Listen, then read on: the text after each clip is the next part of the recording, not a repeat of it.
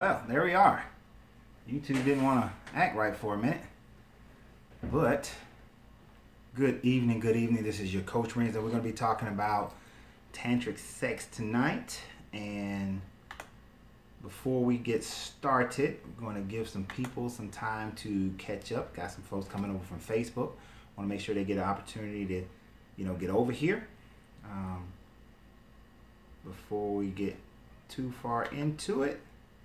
And of course, share this, share this to your Facebook page, share this to other people that you know so that everybody can get in. Now, definitely, you got questions. I want you to be able to ask questions. Let me turn that off. It allows me to see the chats better, to have that there. But definitely, if you have any questions, just go ahead and ask any questions that you may have at any point during this. Hey, how you guys doing? How you doing? Glad to see you. But definitely ask your questions as they come up, as we discuss certain things concerning Tantra. Good evening. Hey, what's up, Papa?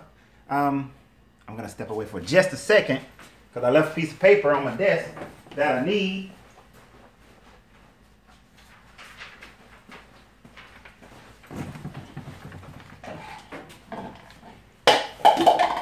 Need to have all my tools. Had to go grab a piece of paper that I left on my desk real quick because I want to make sure that I don't try to stay a little bit organized and a little bit on task here. But we are about to get started. You was just thinking about this topic. Hey, see, great minds. So great minds think alike, and we're gonna continue in that vein to make sure that we get questions answered. We have a good understanding of Tantra, knowing that many people just consider Tantra to be just something that is sexual. Our Western culture, if you grew up in a Western mindset, then of course Western culture teaches you that.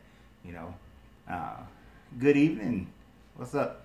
ADJ, I don't know what to call you. You look like got Kevin Wesley pitch on that, but if that is Kevin, just say you Kevin. I don't have a tech person like I do when I'm on Kevin's show, so we just gonna ask questions. If there's any, trolls, we'll just handle that as it goes. But I know, right? Don't it look the same? What's up, Dax? How you doing, Lawanda? Good evening. This is pretty cool. One day I'm gonna be grown and I'm gonna have me a person like, do all my stuff. Do all my stuff on the side. Have me a Josh to handle all my technical issues. Because I would love to have a bunch of slides and all that kind of stuff for you guys and be able to point the stuff. But so let's go ahead and get started. It's been like 3 minutes into it. And I want to be able to, I don't want to hold you guys too long because, oh no, not Kelly, it's just the beard. It is the beard, man. It's the beard. I'm telling you. Yeah, I'm telling you. But I apologize. I ain't no disrespect. But any questions throughout this time frame, please don't hesitate to ask if you have any questions. But we're gonna go ahead and get started. So we're gonna talk about tantric sex tonight. And even though we're talking about tantric sex, in most ancient cultures you can find similar teachings to this, whether it's the Taoist, whether it's Zen or the Hopi Indian teaching, the Kemetic teachings. You can find this in the what am I trying to say? The metaphysical teachings of the Hebrew, the Kabbalah. Yeah, that's what I was trying to get at. You can find it in Kabbalah. As far as the tree of life is concerned, it's part of the tree of life. Tantra is not something that is just for one group.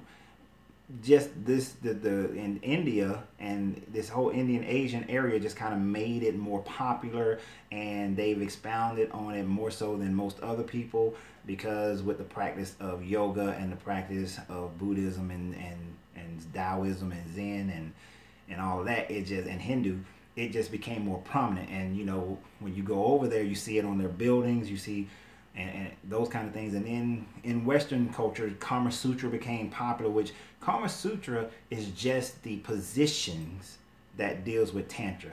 Hey, Lateria. So yeah, it's just the positions that deal with it. Theo, how you doing? So we're gonna go beyond the position. See, Western culture just teaches you position. You know, when I got married, one of the gifts that I was given was a Kama Sutra book, but I was given a book. But without Tantra, you truly don't understand it, and your mind goes just straight to the lustful, the ego portion of it. And those are the things that we're going to break down tonight so that you guys can understand that Tantric sex is way more than just the physical representation that comes out, because the physical is merely just the manifestation of it, or the tools that you need, that you use in order to, hey Byron, that you used in order to get to that point of having true tantric connections, true energetic connections with people, where you're connected to your partner, where you guys develop that intimate relationship that goes beyond just the mind, that it goes deeper into where you're sharing energy, that soul connection, twin flames. If you watch my video about twin flames, you're going to hear some similarities here tonight that were talked about in twin flames. If you watch my video on how to find your soulmate 1 and 2, you're going to hear some things that are similar there, which it will be, little plug, it will be part of the book that I'm writing that should be out very, very soon, that deals with how to find your divine soulmate. Because understanding tantric sex is really about understanding you. It's about understanding you. Now, I'm going to use some terminology, and I want to go ahead and get some of that understanding. We'll get some of it throughout the whole thing, but when I say Shiva and Shakti, what I'm talking about is male and female energy. Shiva being in the male, Shakti being the female, just male and female energy is all that really is. So when you understand that tantric sex first starts with you, it's about you becoming the whole person. If you remember the twin flame video, that's what I talked about. I talked about how your twin flame is your male and female energy that you raise both. As far as raising the kundalini, you raise both your male and female energy so that they are intertwined and working together with each other to create the complete person that you are. Because let's think about it. Your sexual energy is your creative energy. Jethro, y'all go. I should have never done that character Jethro, because y'all tripping on that one. But your sexual energy, that's your creative energy, right? That's the energy that, think about it, through sex we create babies. Through sex pollination happens. Through the sexual energy, anything that is a replica of the two individual things, a continuation of the species, happens through some form of sex, period, point blank. The reason we call it the birds and the bees, pollination and all that kind of stuff, it happens through sex, right? So your creative energy, your life force of energy, as far as the male is concerned, comes through the sexual energy. Now, when we want to manifest things, it is through sexual energy that we give the strongest manifestations. These are the things that Napoleon Hill was talking about when he talked about sex transmutation, by moving your sexual energy. If you understood truly what he was talking about Tantra. If you understand and he was also talking about alchemy, because they work with each other. They coincide with one another, which the word coincide means to fit perfectly, not accidentally or just a happen chance, but they fit perfectly. And the male and female anatomy is made to fit perfectly. The male and female energy are made to connect perfectly, and it's through tantric sex that we can have this type of connection. So really, we first must understand how to raise our individual energies to get to that point. Now, just to give you a little bit of background on me and my experience with tantric sex, I'm not going to lie to you guys, and I'll be completely open and honest if you have any questions. But my first experience with Tantra was in thank you, DeMarco. I appreciate it. Now, when you guys do a super chat like that, if you have a question, definitely your question is going to get answered first. I'm just saying. Somebody who donates, I'll definitely give them the opportunity to ask a question and definitely get answered. So, DeMarco, if you have a question, whenever you have a question, I'll try to make sure I see it to answer your question. But so, I really appreciate that. Thank you. That made me feel some kind of way all up in here. Got me all in my feels. But, so my experience, I will admit, my first experience with Tantra occurred back in 1996. I had got a Kama Sutra book for my wedding gift when I was married at 19 years old in 1991, but I didn't really go through it. And when I saw it, I just saw it as positions, sexual positions that we can get into, right? I didn't necessarily see it as something that was going to, something that I was going to be able to utilize as much. I didn't see it as something spiritual, so to speak. What do you think about Jim Carrey's so-called awakening? I think Jim Carrey has been an awakened soul for a very long time. If you listen to some of his older interviews, he talked about how he took a check and he put that check in his wallet to pay himself $10 million for services rendered as an actor. So when I think about Jim Carrey, I think he's been on that awakening journey for a long time. It's just that now he's prominent and he's more apt to be able to express it. And throughout his journey, he's been able to learn and delve a lot into it. Yes, and he does it in parables. He if you listen to a lot of his older stories, that's exactly what he was teaching. So I think you have to be attentive to his entire career and see that he was already on that path. And I think a lot of people in Hollywood do that. Okay. Yeah, no, Tyrone Jackson. We're not going to be doing that kind of stuff. This is, we grown here. This is grown adult conversation. I may not know how to ban people, but I sure can figure it out. But this is about education. This is about spirituality. It's about grown folks learning how to build deeper connections. And that's what I was getting at. When I first started into, yeah, he doesn't take himself too serious. You're welcome, DeMarco. When I first started getting into Tantra, it was in 1997. Because I had the book on Kama Sutra, but I never really used it. Then in 1997, I was sitting in a bank, and there was a magazine article, and I picked up the article, and the article had a little thing about Tantric Sex, but all it was talking about was how a man can last longer. So that piqued my interest.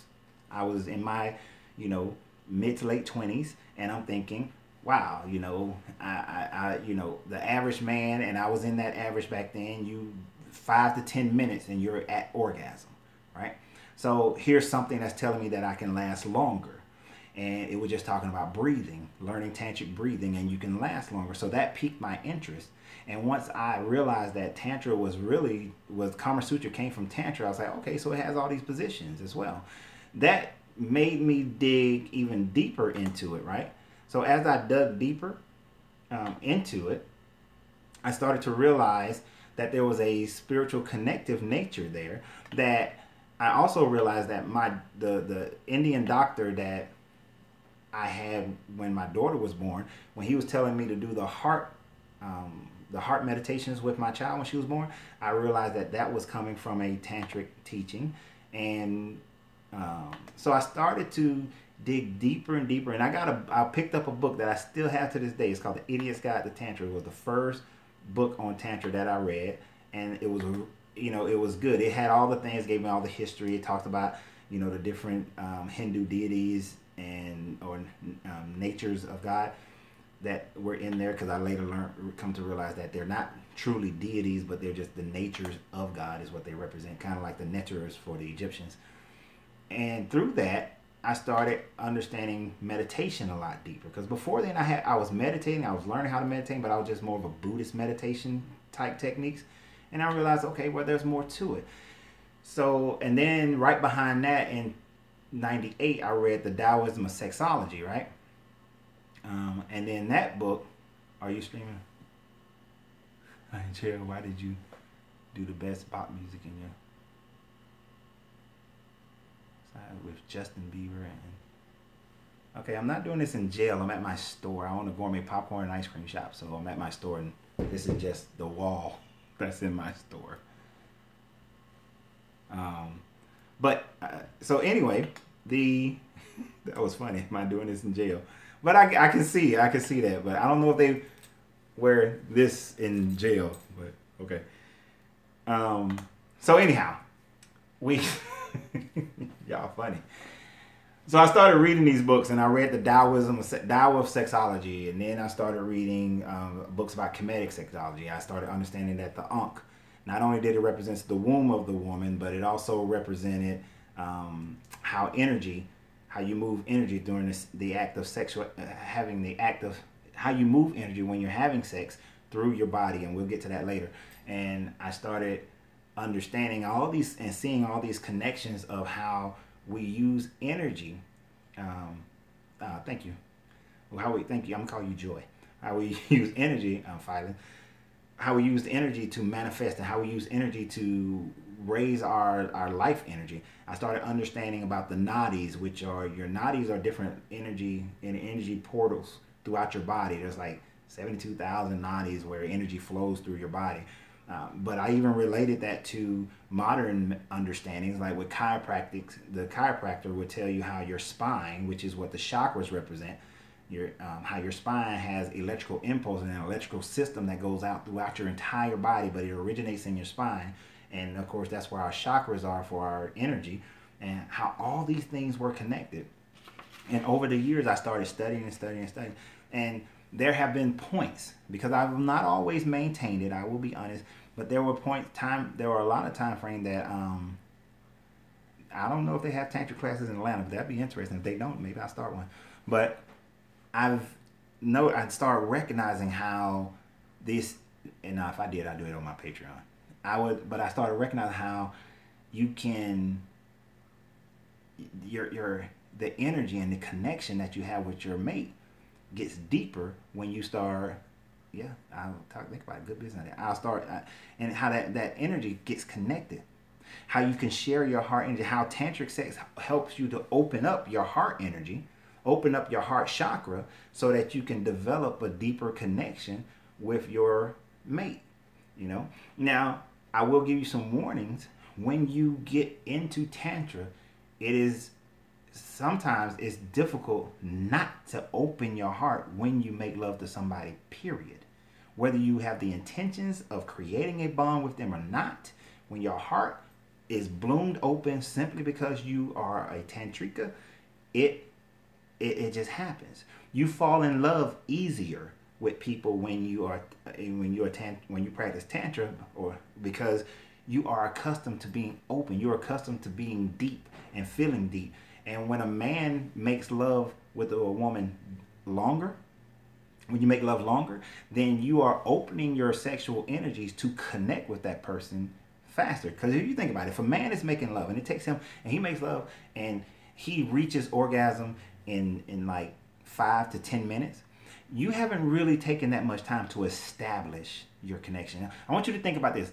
It takes the average woman, and if she does get to orgasm, it takes her 30 to 45 minutes to get to orgasm, the average woman. And I know a lot of ladies may be thinking, well, no, it doesn't take me that long. I'm saying if it goes straight, start from the very beginning, from when you first start kissing and start, nipple manipulation. And if you can't handle some of the language, then you may not be able to do this one. But when you start messing with the clitoris, from the first moment you start messing with the clitoris to penetration and all that kind of stuff, you're talking about a 30 to 45 minute time frame that you're stimulating the woman before she gets to orgasm. Now, of course, if your techniques are really good, you may be able to get a woman, and the deeper your connection is, though, you may be able to get the woman there faster. But in general, it takes a little bit longer.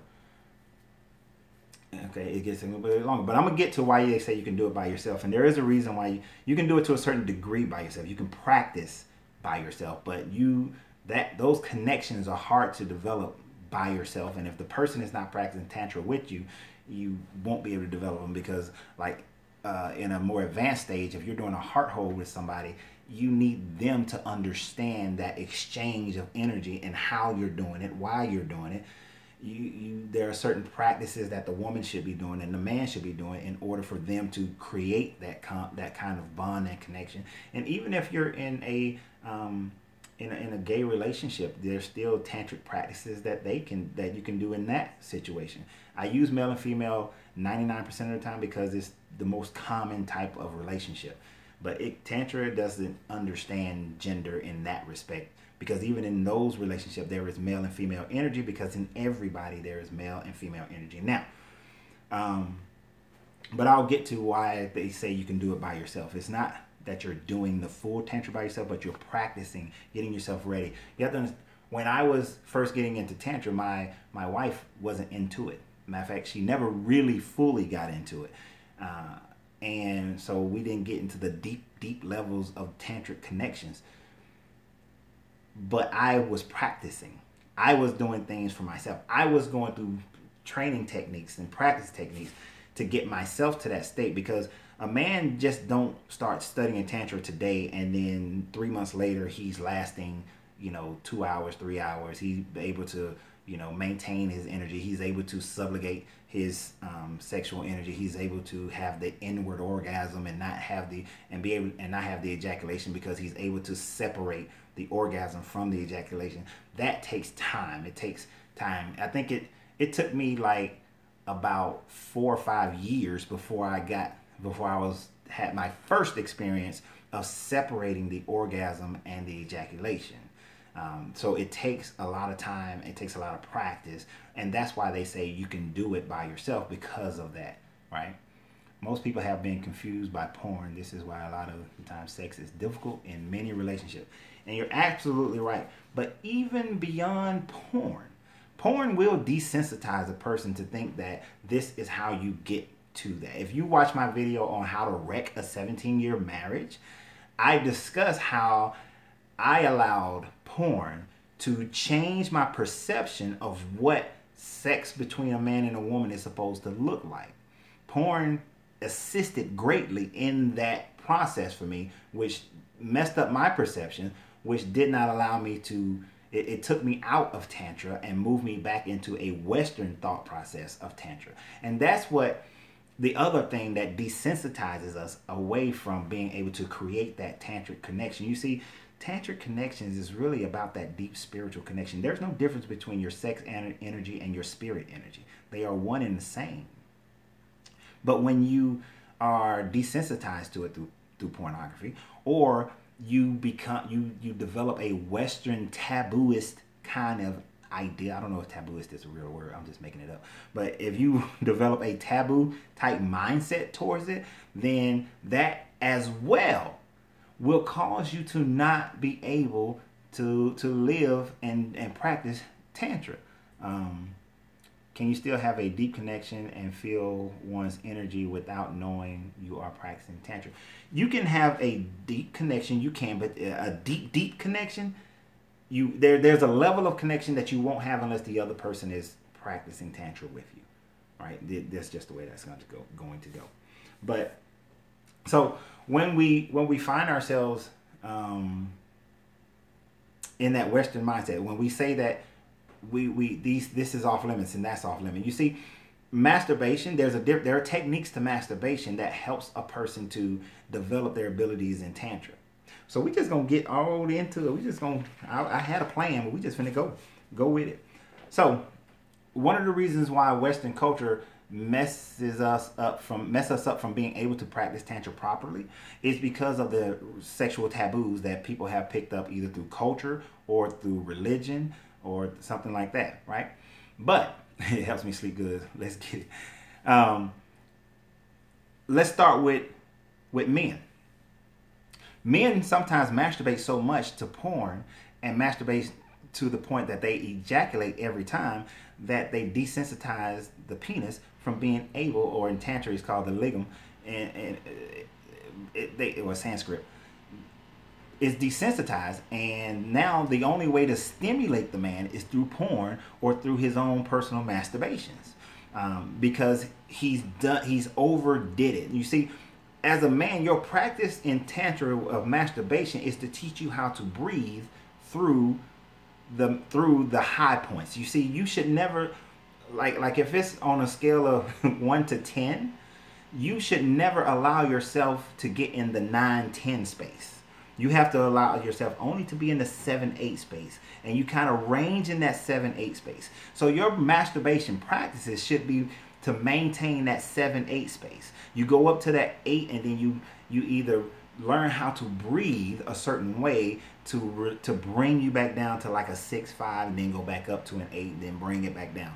Or you learn how to use sound, vibration, to bring yourself back down. Or movement. If you were a yogi, you would do bandhas, which means you may, whichever bandhas you like, which maybe go and get in a headstand pose or whatever kind of pose, but you may walk away and do some kind of yoga pose, hold it for about a minute, and then come back and get started. But you, of course, your partner needs to understand that, because all of a sudden you're walking away, you need to come back. So there's movement, then, or just changing angles or putting yourself in certain positions while still maintaining the sexual connection. But until you get good at it, you really shouldn't do those. You have to get good at those. But it will take you time, and you will have to practice it. But men get desensitized because they are masturbating to the point of ejaculation. But you're just taking it up and bringing it down, taking it up, bring it down, and you keep doing that. Now, in the Taoist tradition, they'll tell you that a 20-year-old man can have an orgasm every day. That if you're in your 20s and below, every day. If you're in your 30s, then once a week. If you're in your 40s, once a month to never, that you should have an ejaculation. Understand, there's a difference between the ejaculation and the orgasm, right? I'm guilty as charged. All right, but there's a difference between the orgasm and the ejaculation. You can, as you grow, now if you started learning this from a young age, by the time you're in your 40s, you should be separating the ejaculation and the orgasm. So it's not that you don't orgasm, you just don't ejaculate, because the ejaculation for the man espouses his life energy.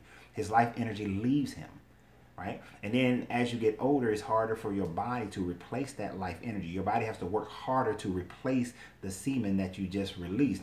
So instead, the semen is you keep it inside you. You let that energy continue to stay inside you. When you learn how to separate the ejaculation and the orgasm, then when you finish making love and you don't ejaculate, but you have an orgasm, you are still filled with energy and not falling asleep. You see, when you get out of practice, and I'll admit, I got out of practice for a long time, I would just fall asleep. But as I get back into practice, and as I've gotten back into practice, then I learn how to maintain, I don't fall asleep. So these are the things, and trust me, most women will appreciate you not falling asleep, right? But your body will appreciate you not falling asleep, because now your body doesn't have to work harder. And the harder your body works, the more life it drains out of you. So it's also about living longer. Now, of course, if you're eating an unhealthy diet, you're not exercising, that has an effect as well. Now, the reason why masturbation is important for women, well, I'll give the jar facts, is because most women in Western cultures, and some Eastern cultures, but definitely Western cultures, where sex is shamed, the woman's body. Damn, I never knew men could orgasm. Yes, it is, and it's. The first time it happens, it'll freak you out. Like, you'll feel all the orgasmic feelings, but then you won't ejaculate because you would have trained your body to separate the two. And it'll be like this amazing feeling that you'll feel. And the thing about it, as a man, you learn how to have multiple orgasms. And the orgasm, then, like right now, an orgasm for a man, if he doesn't know any of these things, lasts for like 10 seconds. All of a sudden now your orgasm can last for like a minute, 2 minutes. You can have that electrified feeling for like a minute or two, and it's an amazing feeling. But for the woman, they've been told, I remember women, I'm 46, so there are women that I have known when I was younger who were, grew up in an older generation, who would say that, your husband has you as the good wife at home, and then he has his mistress who's the freak on the streets, right? So the good wife was, she's not very sexual. She dresses up to the neck. Thank you. She I was good. I'm glad you're not going to Pornhub. But she would only have sex in very specific ways, and she wouldn't touch herself, and she was just very she didn't explore herself. She's never had explored herself because she's always taught that sex was not a great thing, right? It was something nasty women did, or they did that. So I knew a lot of older women who thought that way. There are still a lot of women growing up today who think that way in Western culture. They are told that they should not explore their bodies. But if a woman doesn't explore her body and understand what excites the body, what opens up all her nadis and opens up her chakras, and she doesn't understand what stimulates her and where she can take joy, then she won't be able to truly practice Tantra. Let me put it like this. And guys, don't get mad. Okay, I know you're going to get mad. You're about to get mad. As a man, we have very few areas of stimulation that could take us to orgasm. Usually it's just the lingam, just the penis. That's the only thing that gets us there, right? All right. True, and a lot of women get that from going to church, synagogue, mosque. The current Western religions shun women's sexuality, and I don't want to really get into that tonight, but definitely, because we can talk about that, the shunning of women and sexuality, and how many of the things, the persecution throughout history have been against women who explored their sexuality. A lot of them who were called witches were because they explored their sexuality and their sex energy. The reason why ISIS was taken down because the sexual woman had to be discouraged. But we're not going to go into there tonight, so don't start. So, but here's the thing I want you to pull from all of that. Pull this. Understand this, women. Men have very few areas that can stimulate them to orgasm. Usually, it is the area in between, it is only the area in between the anus and the scrotum, and then the penis itself. Some men can come to orgasm through manipulating the scrotum, right? But not many. Most just do the lingam, the penis. Women have about seven different places that you can stimulate a woman into orgasm. And when a woman becomes more in touch with her sexual energies and her body, she may be able to get to the point where all seven, right? Most women, there are some women who can be stimulated through the nipples to the point where they come to orgasm. There are women who can be stimulated through the clitoris, which most women can. That's the most common one for women, is the clitoris. Then there's the part right before the yoni. In the Sanskrit, they call the vagina the yoni. Right at the entryway of the yoni, some women can have orgasm through stimulation there. Others just past it. Others right at the G-spot. Others, there is another G-spot right before the cervix, can be stimulated there. And then there are some women who can be stimulated through anal manipulations, whether with hands or with a penis, and they can have orgasm with any one of those stimulations. And there is the very few women who can be stimulated just through kissing or around their neck below the ear along the carotid artery that can be stimulated to orgasm. Very few there and on the lips, but women have that option. Women were built to be sexual creatures. They were not built to be this meek, non-sexual entity. Women are actually built to be more sexual than a man, right? But society has beat that down. Most countries have made it seem like if a woman explores her sexuality, she's a whore. But if a man explores his, he's a champion. He's a man's man. That's not right. That's not. We are all equal. So, as somebody said recently, a woman shouldn't be judged on her body count. I hate the fact they even call it a body count. That's some bull. It's who cares how many people you've been intimate with? We don't care about a dude. Why should we care about a woman? All right? And me personally, at 46 years old, I don't want some inexperienced woman anyway. But we're not going to go there. Because the thing about it is we're talking about Tantric. Now, a woman has all those parts of stimulation. And learn how to do yoni massages, men.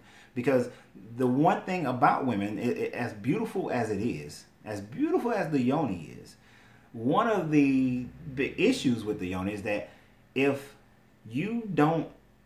a woman can hold anxiety and stress and hurt in her yoni. And if she does, it is unlikely that she will reach orgasm through any yoni stimulation. So learning how to do yoni massages is very important for a guy or whatever relationship you're in, but for your partner to learn how to do yoni massage. But it helps the woman to relax, to de-stress. So we should learn those things. We should practice. But learn it and do it with somebody that you trust, because it's also a very intimate practice. So, but women need to learn how to release that tension in order for them to have orgasm. Because it is reported that only about 35% of women actually have achieved an orgasm. And with a woman's body having the ability to be stimulated so that's pretty sad. But sometimes it's a lot of it is our fault. It's the guy's fault, because we only last most guys last 5 to 10 minutes, and we got to learn how to last longer. Now, I'm going to talk about a few things that a guy can do to learn these things. Now, I know how men are, right? Demonstration. Men are so god doggone stubborn. And men have this ego. And the ego tells the man that I don't need somebody help. I don't need anybody telling me how to do. I'm a stud. I don't want nobody to know that I don't know how to do certain things. That I only last 10 minutes and that sort of thing. Most guys don't want anybody to know that. So they prop up the mask. When really we have to become vulnerable. We have to allow ourselves to be vulnerable to say that I just don't know, or because this is what I was taught, because it was the men on the street corners talked about. This is what my dad said. This is what my brothers said. This is what the guys in school, in the locker room, whatever. This is what they said. And and I gotta be tough like them. I can't say that, dude, I only last like 7 minutes, right? It may feel like 20 minutes, but it's just 7 minutes. You might be sweating like it's been 20, 30 minutes, but it only been 7 minutes. So most guys don't want to admit that. So breathing. One of the things about breathing is belly breathing, right?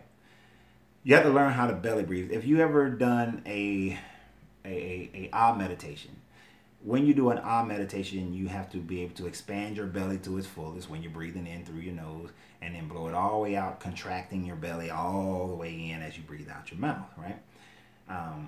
When you do an ah meditation, you first start by breathing in your mind's eye. You see yourself breathing in from the anus, and then second breathing in from your penis, and then from your solar plex chakra, then your heart chakra, throat chakra on up. Well, when you're practicing a tantric breathing, it is breathing in through the penis, doing what Masters and Johnson, the Masters and Johnson did one of the most comprehensive sex studies in America back in the 50s, I believe, and they called it an upsuck, as if you're drawing your sexual energy through your penis and up into your chest and up in your body. Now, depending upon what technique you're doing, if you're doing a Taoist technique, then you're bringing that energy up through your back. You upsuck it through your penis, through your back, and see the energy or the sperm, or coming up through your back, up around your head, and then back down your front and back down. That will help to, when you get to that 8, it'll help bring you back down.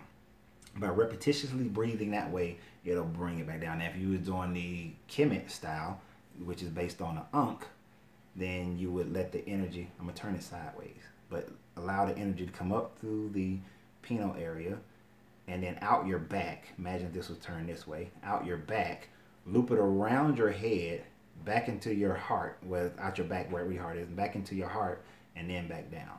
And then that circulates that energy and you don't lose it. What men usually do is that we breathe it in and spouse all the energy out, and right out we just release all of it. But if you learn how to belly breathe that way in the midst of getting to that 8, then you may even be able to catch it at a 9. But then you can, you subjugate it and you maintain. And then you're able to last longer, because once it goes back down to like that 5, 6 level, you don't want to go all the way back to the 2, 3 level. That's when you first got started. But you go back to that 5, 6 level, then you can continue, 5, 7, 8, 10 more minutes. And then you may have to go through that process again, of breathing and learning how to breathe. Another thing that we can do is vibration, sound. When we were younger, we were taught to think about baseball, or to talk about different stuff, or say something that throws you off, right? And it may be crude, but I think, to me, something that's better is a tone, right? It may be a tone of something like that. It may be irritating. She would have to understand what you're doing, but you can either put a little bass in it. You put a little bass in it and be like but you can change it a little bit so that it's a continuous tone. It's not like because that ain't gonna work. It's a longer tone. Maybe she may think that you just having that big feeling. I know it's funny, but I mean, you really got to be in tune with each other to do that, for you to do that one. Other than that, it's movement. Other than some kind of tone like that, it's movement. It could be just switch. So for some guys, just switch position.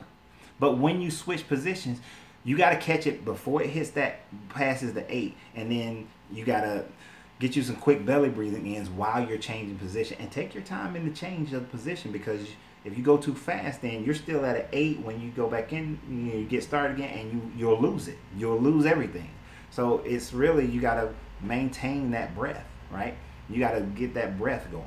But changing position, that little bit of lag time can help you. Now, if you're a yogi, then there are different poses that you and your partner may agree that you can do real quick, or just to kind of shift your body and give you a moment. But it's really just that stepping away. The movement is really about stepping away to allow yourself to regain your composure. Now, why would you want to do this? You want to do this for a couple of reasons. One of the reasons you want to do this is because you want like I say, a man lasts between 5 to 10 minutes, he's at orgasm, where the woman lasts 35 to 40 minutes before she gets to orgasm. That's a huge gap in time. If you want to satisfy the woman, if you want her to get to orgasm so that y'all can share in that connective energy, then you need to learn how to last longer, so that the both of you will be in sync, right? Because some of you on here may know or have interest in what's called sex magic, which is just using sexual energy to manifest, bringing your sexual energy to your third eye. Whatever you envision, you're now manifesting that thing. But the more powerful versions of that, this is where Napoleon Hill talks about having a mastermind with your wife. How he talked about Henry Ford had a mastermind with his wife, how he had a mastermind with his, is because they practice this sexual energy of manifesting, of sex transmutation of energy, by breathing that energy up to your third eye, having that same vision, or even speaking it out, and then that way you're using the most powerful creative energy in you to manifest. So I want you to understand that process, because that's why, guy, you need to last longer. Now, another reason why you need to last longer is because the two of you need that time to connect. How much? 5 to 7 minutes, you haven't connected deeply. But when you are 30, 45 minutes, an hour, and you're doing some of the other things where you're doing eye gazing with one another, which is, if you want somebody to understand emotion, right, then you look into their left eye. I don't know if this is left to you guys, but it is my left eye. But you look into their left eye. If you want somebody to understand logic, you look into their right eye, right? So when you want to impart your emotion, so eye gazing, you impart your emotion, you impart your energy by staring at each other in each other's left eye, right? And you may even say affirmations to each other during that eye gazing, so that you're expressing and you're communicating with one another through eye gazing. But if you're doing this through your tantric sex experiences, then you're connecting on even deeper levels, and that's what you're looking to have. You want that deep connection. If you're doing a heart hold with each other, now some heart hold where you sit in a yab yum position and you're doing the heart hold, some people like to do their heart holds while the male is inserted into the female. But if you can't maintain your composure, if you can't keep from having the orgasm too soon, then you're not going to be able to fully connect in the heart hold position, because it's something you need to be able to hold for 20 minutes or more. And if in the heart hold you're doing an inhalation exercise where the one person breathe out and the other person breathe in, and then when they breathe out, the other person breathe in. They're exchanging that breath, and you're exchanging that breath with one another. Then that's creating additional connections, and these are the things that Tantra do. This is what you do in Tantra, to develop those stronger bonds with your mate. And you have to be willing to, you have to last in order to do it. And women, you have to be free to do it. You have to be free to allow yourself to experience those connections. You have to be, thank you. It is amazing when you have somebody who does those things with you. I will be honest. I've had people who did like portions.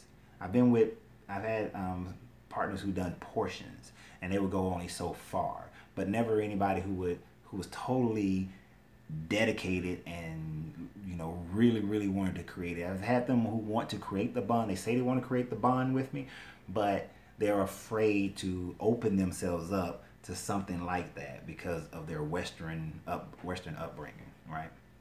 What if it's just a booty call and you don't want to take the friendship, and you don't want? Then you shouldn't be doing tantric anything with her. If it's just a booty call, don't do tantric stuff. Uh, if you have a partner who isn't on board, it won't work. It only works to a certain level.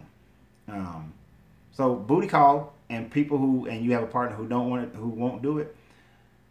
Don't on the booty call. Just don't do the stuff. Don't look into their left eye. Don't exchange breath. Don't hold them on their heart and on the part of their back where their heart is. Don't do any of those things if it's just a booty call. If it's just a booty call, then you just having sex. Just have sex. Now you still may not want to give out your life energy. You still may want to hold your life energy and not ejaculate, but learn how to get to it. But if you can get to the part of where you can separate the two, then you may not want to do that. As far as the person who doesn't want to do it with you, what you're doing, you'll put yourself in a position, and I hate to say it this way, but you'll put yourself in a position to get hurt.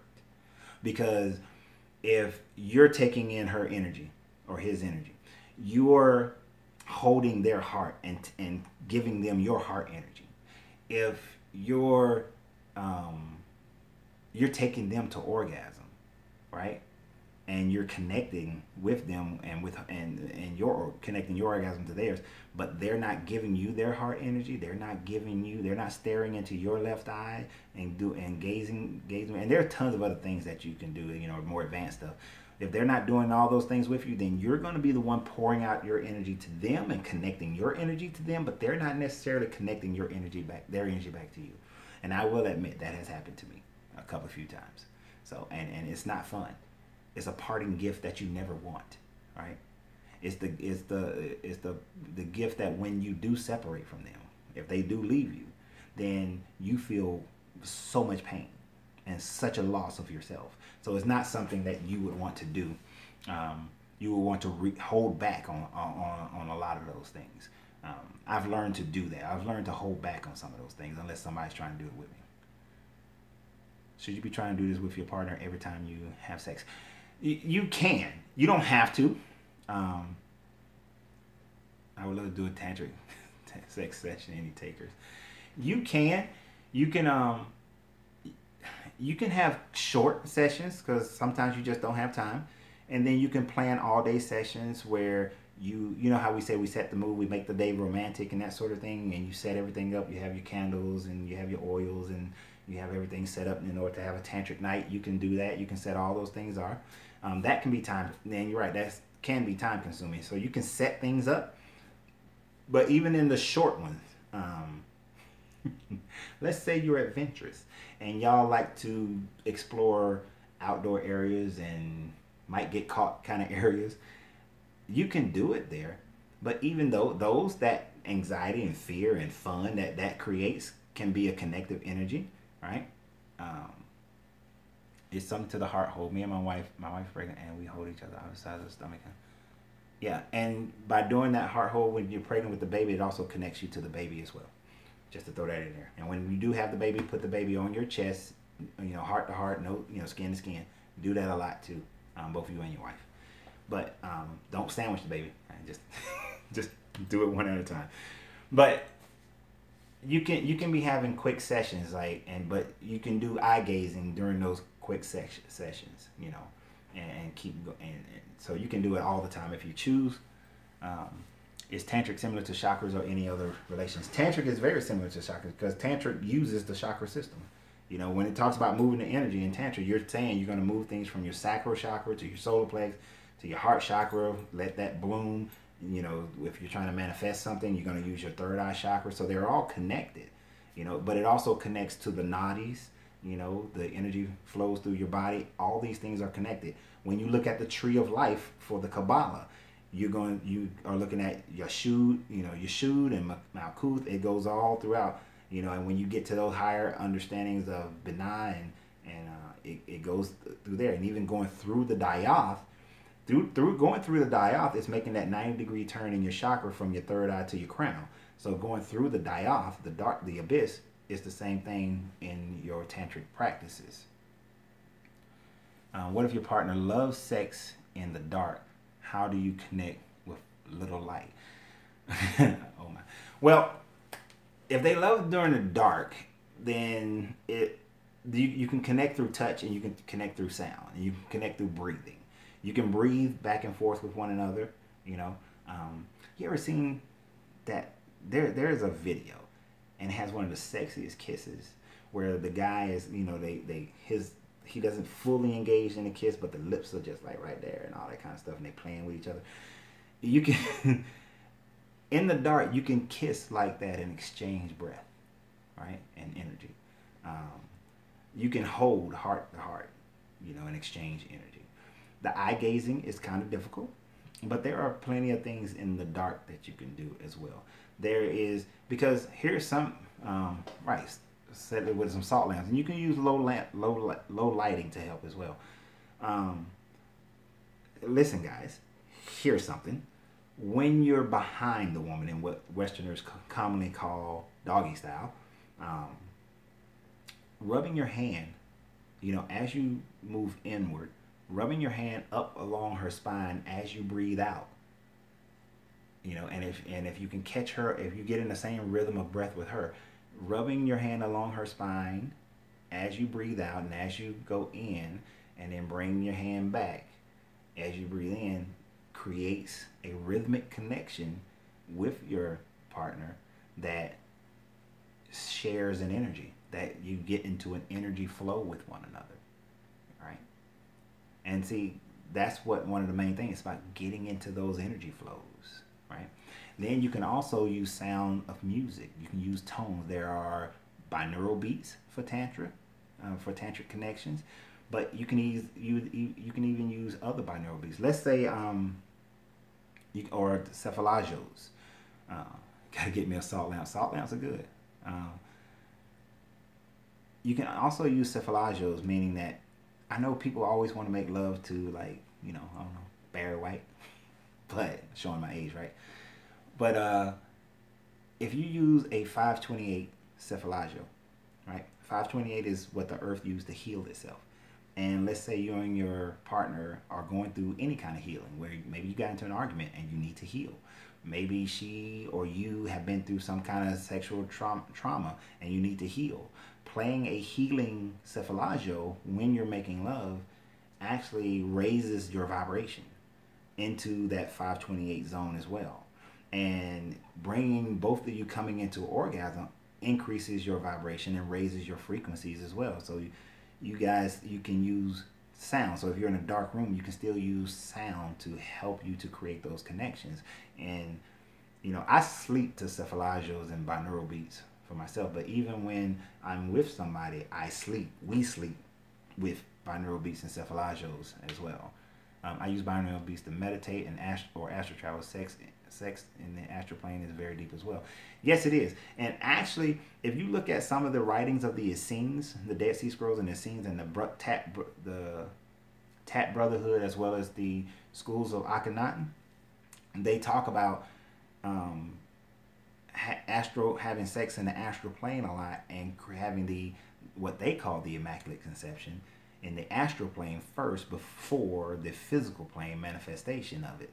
So, and then here's a woke statement that many people didn't catch.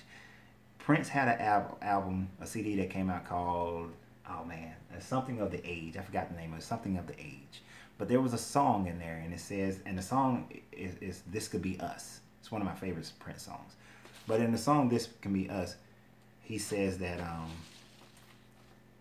his sex will make you weak at the knees, take your energy, make you sleep for a week. Sex with me ain't enough. That's why we have to do it metaphysically, right? He was talking about, I believe, that with him, is having sex on the astral plane by but that takes a lot. You got to really get connected with who you are, the fullness of who you are, and that person has to be a complete person as well in order to have that deep level connection, right? I'm gonna be honest. I've never experienced that with another person who was knowingly we were experiencing it together. It's just been something I've experienced on my own, but it's not as grand as I have heard my other mentors tell me about that with their partner. But these are people who have been together for like decades and really become in tune with each other. If somebody can achieve, and then there's no time frame on how quickly that you can achieve anything. You can achieve something as quickly as your mind and your spirit, your energy becomes open to it. So, um, yeah. But those are but you can get there. You have to just be willing to do the work. If you guys saw the movie, what's the movie? Doctor Strange, when she sent him, hit that third eye trip on him, and he came back and he was like, how do I get from, no, when she let him back in, now she kicked him out and let him back in, he was like, how do I get from here to there? And she said, the same way you became a doctor, through study and through practice. So you guys have this, you got to study and you got to practice. That's how that works. And there's tons of information, whether you're looking at the Taoist version, the Kemet version. I like the Tantric version because there's a lot more information on Tantra than there is on the other ones. Even though the Taoist sexology has a lot of exercises that you can do. Like, it took some years. So, like for a guy,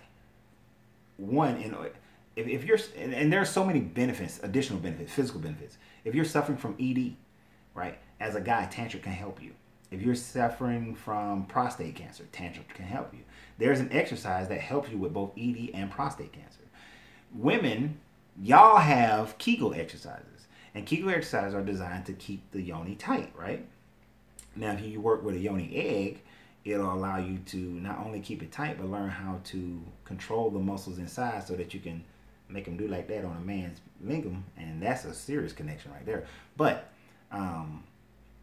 for a man, by learning how to squeeze do your version of Kegel exercise, which is not squeezing the penis, nor is it squeezing the anus, but it's squeezing that area right in between, that little area right in between. Learning, squeezing and holding that area, squeeze and hold.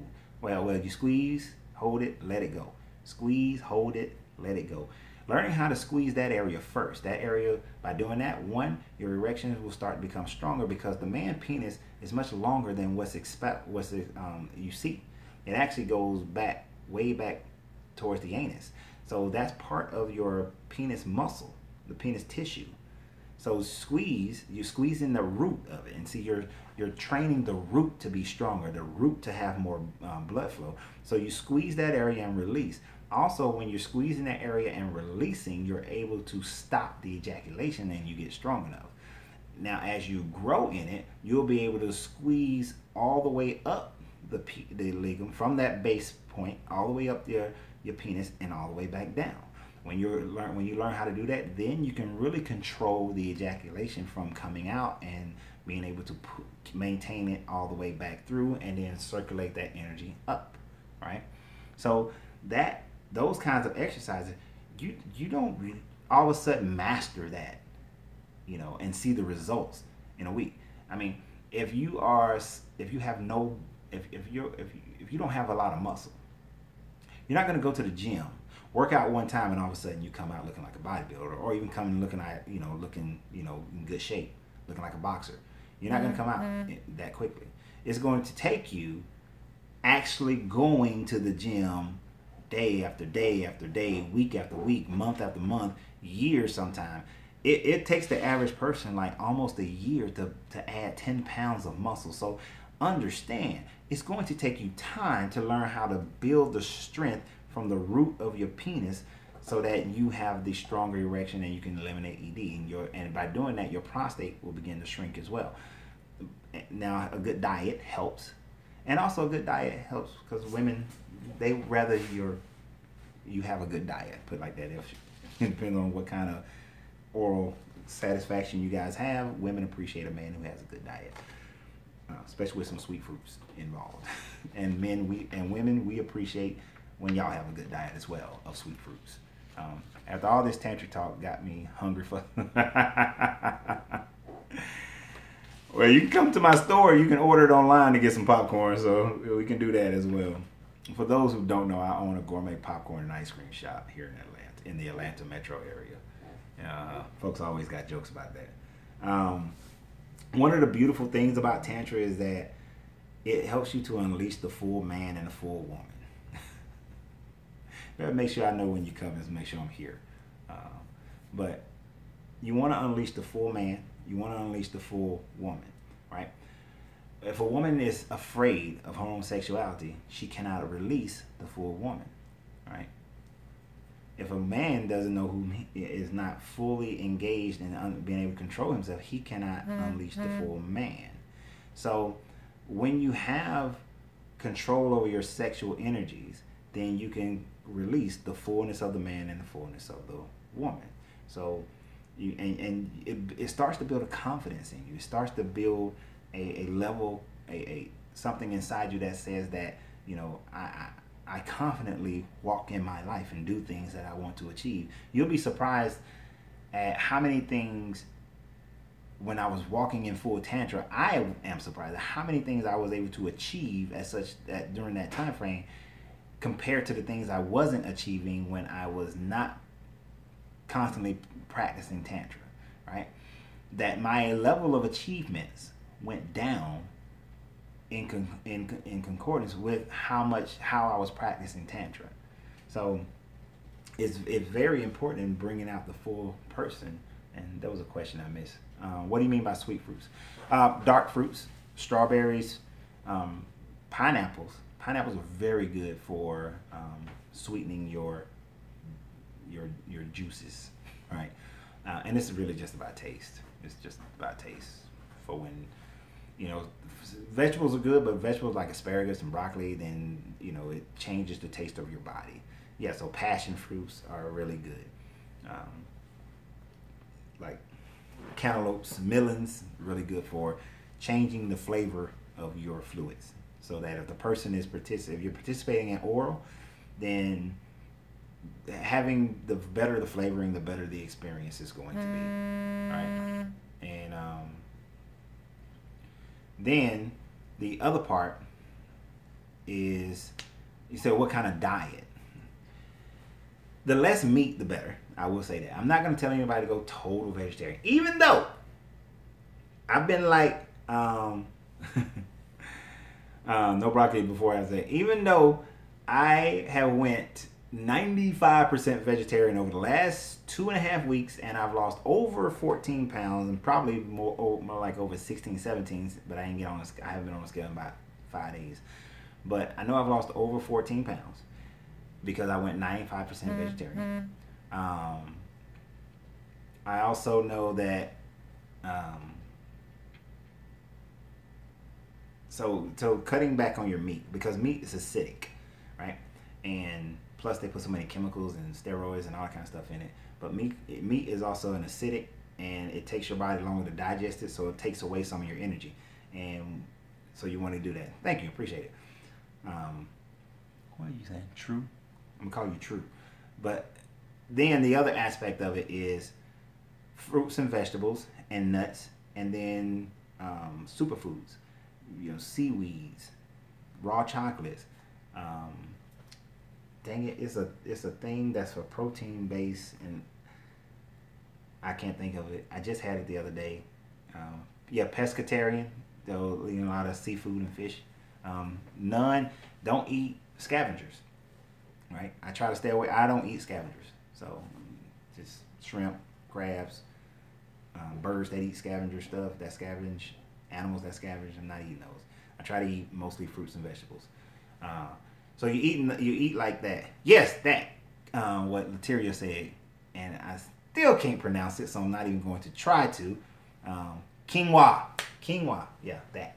I got it. But that is a good protein source. Kiwi fruits are good fruits. So eating like that will give you a healthier disposition. It will give you more vitality. Your nadis will flow better. Your energy flows better. So eating well, it makes you healthier and gives you longer life and vitality, and that helps you in your tantric practices. And as far as exchanging fluids, it helps as well there. You know, and keeping your body as alkaline as possible. Like not as alkaline positive. You don't want to be like a 14 on the scale of alkalinity. You want to be like 7.6, 7.4, somewhere around in there. That'll keep you in a state where virus and bacteria, it doesn't grow in your body. You know, you can't produce, they just can't live. They can be in there, but they're going to die if they try to stay in there, and they'll die. So it's not that you will never get sick. It's not that you will never have a virus, but it decreases the probability tremendously. Like, I haven't been sick in so long, it's not even funny. And anytime I have, I just change my diet get more stringent on my diet, and I'm good to go soon after. But like I said, I've been doing that 95% vegetarian deal. So, but my birthday was Saturday, so Sunday, so I just blew that out the water. I ain't care nothing about it. I was gonna eat what I want to eat. But yeah, it'll help you to get better. How does alcohol affect Tantra? Well, alcohol is going to diminish your ability to maintain erection, but it's also going to diminish your ability to control ejaculation. It's also going to dull your senses. So having that glass of wine, having a glass of wine is one thing compared to having like 3-4 glasses of wine, or hard liquor, or a bunch of beer, things like that. And having beer, that yeast will be sitting on your belly, so your energy is not going to flow as well. And in the same way, having a huge meal before sex is going to not let you be able to perform as well as you should, or as well as you could be either. So you have to, that's what you have to be mindful of. Now, here's the thing that's so messed up. For most men, the best time for a man to actually have sex is in the morning. Get up, you have that, I gotta go to the bathroom erection, go ahead, go to the restroom. After that, that's the best time actually for a man to have sex, because he's full of vitality. Happy birthday, DeMarco. Happy late birthday. But, so you have the most vitality in the morning. Now, for a woman, the best time for her to have sex is actually at night. It's actually at night is the best time for a woman to have sex. So it's kind of like messed up. But if you notice in the animal kingdom, most animals actually have sex in the early evening. So it's kind of like the best like mashup time is early evening for y'all for you to have sex. But perfect best time male morning, best time woman at night. So meet in the middle. And especially if you're practicing Tantra. Now, if you're practicing Tantra, everything doesn't end in sex. Sometimes a lot of Tantric practices are non-sexual, but filled with intimacy, right? Yep. Morning sex is pretty dang on good, but usually people are rushing to go to work. That's why you got to get up early. Get up a little early. But it can be you have, after your chakras that's up in your body, that goes up your spine, the next two major chakras are in your palms of your hands, right? So just, holding hands with one another, interlock actually, holding hand, because see, when it's like that, it may still be a little gap bubble in there, but interlocked, right? 10 a.m. to 4 p.m. for Linda. But interlocking the hands actually connects your hand chakras. So if you're walking holding hands, interlock, and you're expressing your hopes, desires, dreams, you're talking to one another, you're eye gazing with one another, you're doing those kinds of things with that interlock of sharing your hand chakras. Then if you're doing it in areas like a nice park, or next to a source of water that has flow, like a lake or a river, not a lake, well, lake's fine, walking along a lake or a pond, but any kind of water source, then it creates a connection as well. You're deepening your connection. You see, Tantra is something that you can practice all day. It's not something that you only have to do for a few minutes, but you can practice all day. It's not something that you can only do in the bedroom. True, you can, but not just in the bedroom. Y'all can practice meditating together. Meditating together and being close to one another. Sometimes, and there are different ways. You can be back to back, right, and meditating, or you can overlap your legs, or you can just be close in your legs, sharing each other's breath and aura. But you can do all of those things and meditate and have the same focus of meditation to create a deeper connection. So there are a bunch of different ways that you can do it. And see why people like to have sex when it rains. I never get that, because rain cleans the air and it purifies. That's one of the things about women using yoni eggs, is that it's a purification. That's one of the things about women having orgasm, that it's a purification. But rain purifies, and a thunderstorm right after that, it ionizes the air, so the environment. So it's a purification. That's why people like having sex when it rain. And have you heard of EFT tapping for releasing negative energy? Yes, I have. I actually spent, when I first heard of EFT tapping in 2008. 2008, and I actually do EFT tapping before I meditate most mornings, and I still do, because it does. I want to release.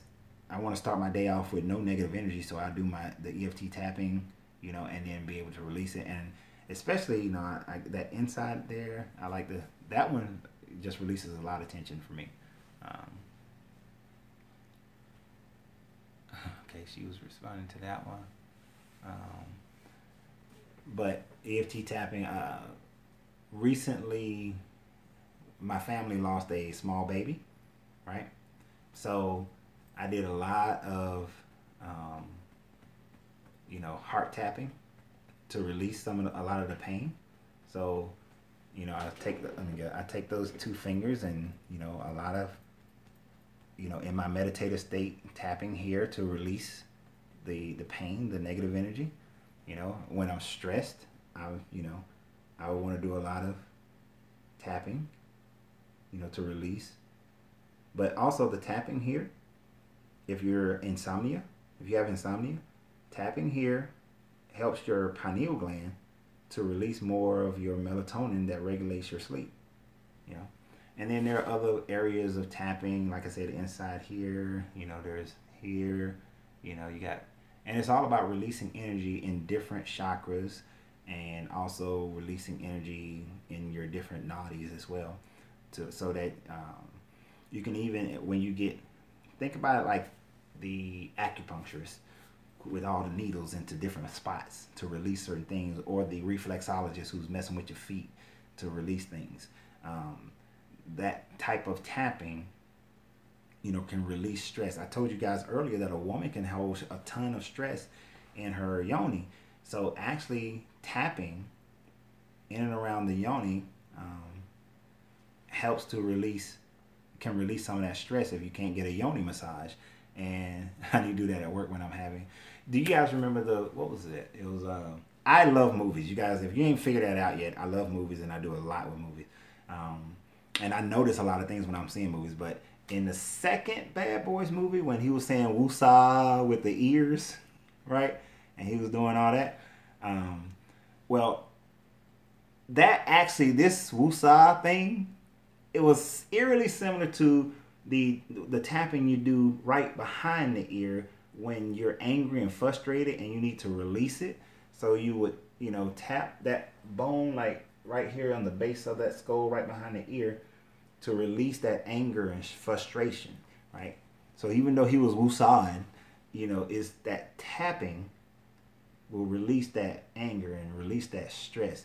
And also tapping here and on the base of the neck can also help to release serotonins. And serotonins, that's your happy juice. All right, that's the happy juice. So you want to release serotonin. When you do something, you feel great about it, your brain, your pineal gland, your brain, well, we don't know if the pineal gland actually releases serotonin yet. We know there are still things it releases we're not sure of. But it releases serotonins. But somewhere in your brain, serotonins are released and makes you feel happy. Right. Oh, and that third eye one, also, if you do like a DMT meditation, you can try to release more DMT so that you can dream or astral travel or have lucid dreams. But anything dealing with your dreams, it's your third eye tapping to release on your pineal gland. So I will admit, I know what to do when it comes to EFT tapping. I studied it back in 2008, and after I understood it, I haven't gone back to really do, study to be able to teach it as deeply as much as I just know what I'm doing, right? In order to to do it, and it's just something that I've always done. I did teach my children how to do it, and it's funny because sometimes I've seen them and they didn't know I was looking, and they up there just tapping in certain areas because folks getting on their nerves, or they feeling stressed, you know, or they're getting ready for a test or something like that. So, yeah, I use a rubber ball near my thumb releases headaches and stress. Oh, I rub. Right, and that's the thing. There's so many things. Even though there are these general things when it comes to tapping, just like I was talking about, a woman can have an orgasm through these different parts of her body, these different sensitivities. They don't work for everybody. Sometimes it works differently. There was a study.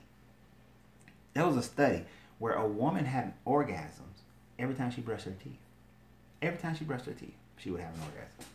Now you would think she would have the best teeth in the world. But this was back in, like, I think the 40s or 50s.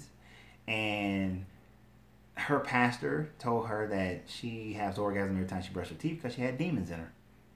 So she didn't brush her teeth, and she had the nastiest all her teeth fell out. Because that's what she believed.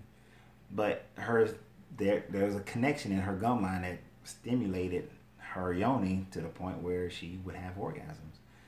But that's what she was told. That's not funny, Joy. But I feel bad for the lady because she had a beautiful gift there, and she was, you know, she was manipulated by Western culture and religion to think that she had demons because of that.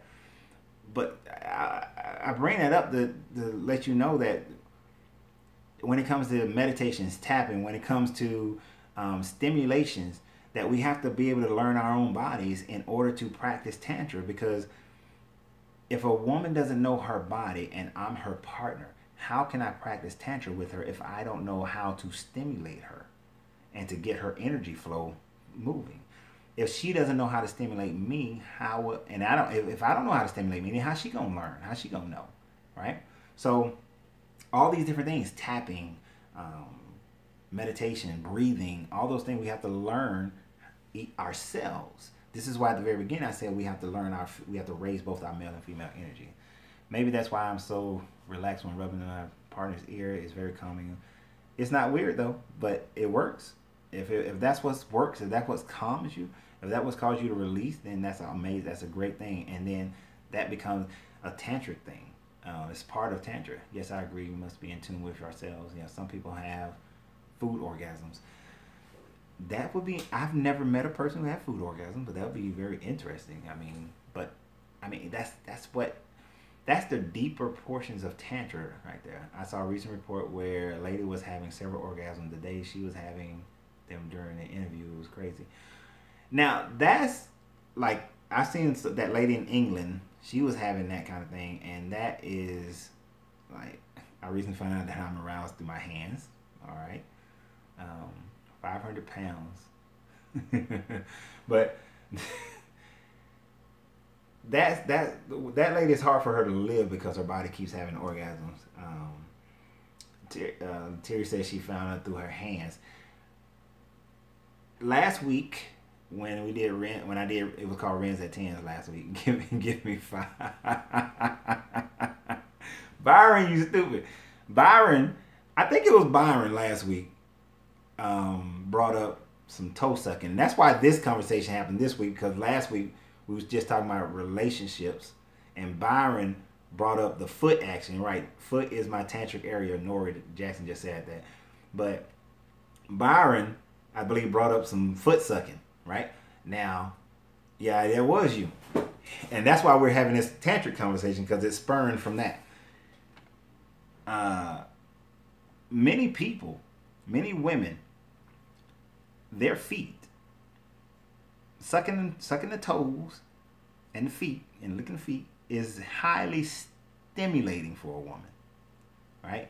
And yeah, I'm telling on Byron because I want to make sure Byron gets all the messages, not me. But that was, and he did get a couple of messages, I believe, last week. But that is so stimulating to a woman, right? That if it doesn't produce the orgasm, it could lead to the orgasm. And women can have orgasm all they want because, are you stupid? Sitting them on. Women don't lose their life energy when they have orgasm. Now, a woman can't ejaculate, but she still doesn't lose her life energy when you ejaculate. Only men do. Miss Joy said, I've had an amazing intimate experience through light kissing, and it was mind-blowing. Exactly, and that's what I was saying earlier. Some women can get to the orgasmic state through kissing. Of course, you got to be in sync. That other person has to know how to kiss her, how to use their lips and tongue, and even the breath in the kiss, you know. And this is also why kissing is so intimate, because you're sharing your breath, right? That thing that gives you life. Without light breath, you die. You don't live anymore. So you're sharing that. And so by sharing it through the kiss, through that intimacy of the kiss, by, you know, the light touching of the lips, or the hard pressing of the lips, or the deep pressing, or the, you know, the depth of the tongue, the where the tongue is going, and you know, all of that, the turns of the head, and then when you add in the roaming of the hands to the backs of the head and on the neck area, behind the ears and along the clavicle, all those things come together to increase that connection, right? So that the next thing you know, your heart blooms. And now you're connecting with that person. Now your heart energy begins to connect with that person. And like I was saying, you got to be mindful of all of this, okay? You don't want to connect with everybody. Some people aren't meant for you to connect with. And you need to know the limitations. All right, I'm going to make a phone call after this. All right, now I want y'all... Make sure you're making the right phone calls. Don't be calling people who you don't need to be with. Make sure that you're safe in your phone calls. All right? Because this is... that's why I want to give this information with that. You stupid, Byron. We're not going there. I'm not even going to say that one, because I don't want the people who are watching this later who can't see your questions to see that. But... Oh, see, for everybody who's not on this live, this is going to be every Tuesday at 8 o'clock. For who are not on here live, you're missing what Byron just said. And trust me, there's going to be a lot of talk about relationships and a lot of talk about intimacy, you know, so you might want to be a part of this. But we're going to get ready to close this out tonight, unless there's any other questions. I appreciate the super chat that was sent. I appreciate that. Every little bit helps, because one day I want to be able to hire a tech to be able to do this with me, so that we can have like pictures and graphs and audio and video and all that kind of stuff. So all your donations, that all helps to be able to do that. And I will start building more. I'll start adding more private videos, you know, that would have demonstrations of how to give certain, like maybe, you know, I have a free video out there about doing a foot massage, a basic foot massage. I may add other kind of massages onto that, into a Patreon, for my Patreon subscribers. So start looking into my Patreon, you know. How do we donate here? There should be on the chat, should be a dollar sign, and you like click on it, and that creates a super chat. I know I do it when I support other people's shows that I listen to, that I click on that, and then it asks me how much I want to donate, and I put the amount, and then it goes up. Now you can put sentences in there, and I would like, and especially if you want to ask a certain question that I may not be able to get to, because as this show grows and it started being like 200 people on here, the super chat questions stay up longer. Did you talk about yoni stream cleaning for better intimate? Yoni stream. I'm not sure what yoni stream cleaning is. I know about using a yoni egg, using jade, yoni eggs that are made out of jade to help purify the yoni. And how the yoni egg also strengthens and the yoni strengthens it, the inner walls of the yoni, um, and just eating a cleaner diet to do it. But you can also take there are other ways to clean your yoni, as you can take, there are certain baths with lavender Himalayan salts or sea salts, but also adding like 2 capsules of apple cider vinegar with the mother in it will help to clean the yoni in your tub and soaking. Um, oh, when a woman sits, yes. Oh, okay. I've never known what the name of it was called, but yes. Because you sit over. It's like a bidet that has certain herbs and things that are like steamed instead of being sprayed up like a bidet would spray. It steams up into the yoni and releases the toxins and that sort of thing. Okay, appreciate it, Byron. Yeah, it streams through there. So yeah, I know exactly. I've known women who went and done it, and they say that it is a great experience, and they feel great. That their yoni feels great. I've known women who have went and done that. There's a place here there's only one. I only know of one place here in Atlanta that does it. In Atlanta, but I'm sure that you can. I don't know where you are, but I'm sure you can find a place that does it. And the place in Atlanta, gosh, I can't think of the name of it. I know exactly where it is in Gwinnett County. um, yeah, it cleans and it tightens. But I'm gonna tell you, the best thing for tightening is to begin using yoni eggs. I might even create a store for people to be able to buy yoni eggs, because I'll do the research on the best ones for you. Yeah, Jeju. Yeah, it has a French name, Jeju, in Atlanta. They have it. Uh, so, um, oh, you're in Philly? The only thing I know in Philly is that bridge that I accidentally went over and I ended up in Camden and I had to hurry up and turn around. And a cheesesteak. But the yoni eggs are very good for strengthening and tightening tightening the yoni walls. And it's also good for increasing your intimacy, because when a woman can use her vaginal walls to massage a man's lingam while he's inside of her, then it allows for a deeper connection between the two, and it also allows for more intense sexual experience, right? Yep, it's an Asian spa in Gwinnett. It's built based on the European type spas with an Asian mixture in it. Like when you go into the saunas and that sort of thing, you have to take your clothes off. But unlike in Europe where it's co-ed, theirs is not co-ed. But that way, when you're in the saunas and stuff, you don't have clothing fibers and detergents floating all in the air while people are, opening their pores and whatnot. So it's a good place. I went there a long time ago. Now, if you're in Atlanta, that's the only one I know. It's just you. I don't work there. I don't own any parts of it. I just know it's there. But yeah, and when you do start practicing with a yoni egg, you start with the larger one, and then as you get better and stronger, you move down to the smaller ones. When you can move that smaller one up and down in there, then you the queen.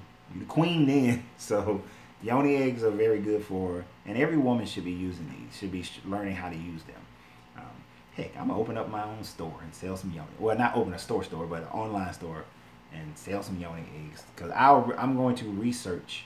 I was actually researching before this to find a good supplier that has good quality, and I wanted the jade yoni eggs because the jade helps to purify the woman's yoni as well.